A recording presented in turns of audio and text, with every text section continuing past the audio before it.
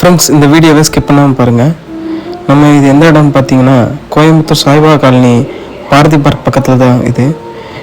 நேற்று நைட்டு மழை பெய்யும்போது நான் இந்த ரோடு வழியாக வந்துட்டு இருந்தேன். அப்போது அந்த மரத்துலேருந்து அந்த கிளை முறிஞ்சு ஜஸ்ட் மிஸ் என் முன்னாடி தான் விழுது. என் மேலே விழுக வேண்டியது. ஸோ நான் நைட்டு எடுக்க முடியல வீடியோ. ஸோ காலையில் வரும்போது தான் எடுத்தேன்.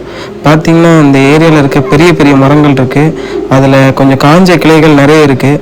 அது எல்லாமே இப்படி ரோட்டில் விழுகுது. இந்த இடத்துல பள்ளம் இருக்கிறதுனால கொஞ்சம் போகிறவங்க பார்த்து போங்க. நைட்டில் ஹெல்மெட் இல்லாமல் போயிடாதீங்க.